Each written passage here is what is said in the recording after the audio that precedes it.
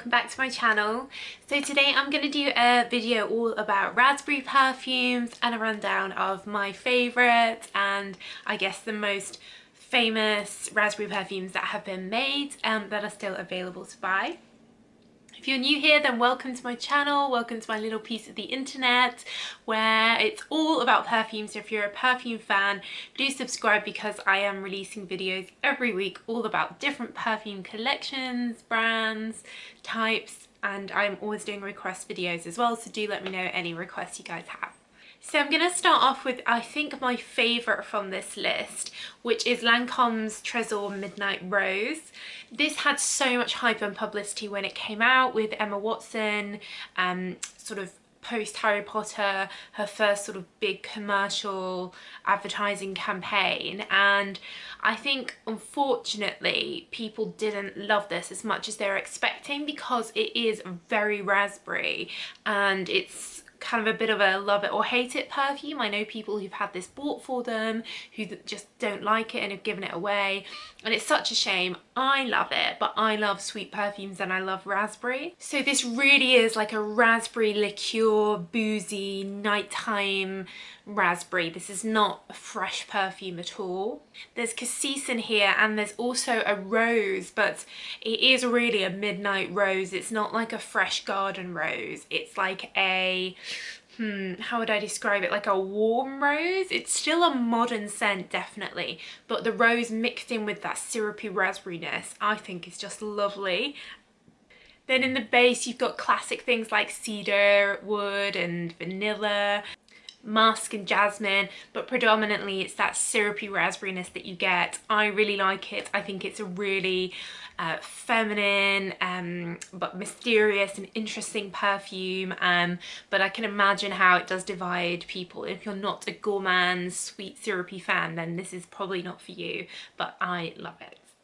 So next is Givenchy's Haute Couture. Now this perfume has been out for a long time and is quite well known for being the raspberry perfume. So the main note is raspberry, and then combined with that is kind of like almost like a tobacco-y woodiness. It's peppery, it's ambery, but predominantly it's like a smokiness, smoky wood around that raspberry, which makes it quite a heavy perfume. So again, it's not fresh light raspberry. Sure, when you first spray it you get like a lightness to it, but in the dry down this is really like a deep raspberry, and I think that's why it's been around for so long, because it's not a sort of fickle smell. It has good sillage and it has good lasting power as well, and it's one of those perfumes where you wear it, people will ask you what you're wearing because not many people have this perfume or even really know about it. Like a lot of Givenchy fragrances, I think they're quite underrated, particularly the ones that have been around for a while. And they do have their fans that have been wearing them for years for sure, but this is a really good perfume. And if it was released by, say, Marc Jacobs with a great big raspberry and plastic on the top, it'd probably be a top 10 bestseller. So it really is a good one, definitely one to try if you've never tried it and you're a perfume fan, especially a raspberry fan too. So next is Lady Million, which is kind of like a jasmine-y, slightly sweet raspberry. To me, this is probably the most generic fragrance out of all of these. It smells like a typical female smell, part floral, part sweet, part fruity, like a very typical, you know, 2010s smell, which is probably why it's such a consistent good seller, because it's relatively generic and hard to dislike. You do get a fair bit of the raspberry in the sort of immediate and then middle notes. In the dry down, to me it goes a bit more floral sweet and you kind of lose the raspberry, but raspberry is absolutely one of the main notes in Lady Million. Next is Dolce Gabbana Perfume. Now this is a super sweet raspberry. This is like a marshmallow raspberry. Like imagine eating those pink raspberry flavoured marshmallow, and this is what this perfume smells like. There's vanilla in here, which again just adds to the sweetness. Really sweet perfume, not what you would expect from D&G at all. They don't really sort of go for the fruity sweet perfumes, but here it is, it's super raspberry. I know people that like this perfume that say they don't really like raspberry perfumes because, and especially people that say they wouldn't normally like a marshmallowy perfume. I think because it has some woody floral notes in the base, it makes it quite an interesting smell, and as you smell it, you're sort of thinking about it and wondering what's in there, and it is a little bit complex, and I think that's what takes away from what could be a very simple raspberry marshmallow and turns it into a interesting sweet fragrance. So next is Jimmy Choo Blossom. This is a really fresh, lovely raspberry scent, great for spring, summer. It's got a lovely sweet pea note in here, which really complements the raspberry. This is definitely your fresh raspberry.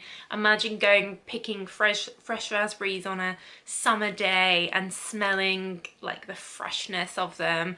This is very much what this perfume is about. It would be great for a young person, but it would be great for any age as well. And I think it would give you a real lift, you know, to spray this during the day on a hot day, and you just sort of feel refreshed, but still getting that sweetness, so it's not too sort of airy-fairy. The bottle's really cute as well. I love Jimmy Choo bottles. I think they're really cool. And yeah, this is just a really good hitting the note on the head raspberry perfume. And then one that I kind of had to include here, Daisy Oh So Fresh, is a raspberry perfume.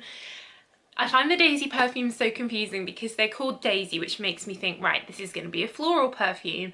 And for example, with this one, it's a raspberry perfume. So why it's not called like Daisy Oh So Raspberry or something, I don't know. Anyway, it's really light. It's an eau de toilette. It's very green. It's got fresh lychee, fresh pear, loads of green notes, and then that sweet raspberry in there. So this is definitely the lightest out of all the ones I've covered.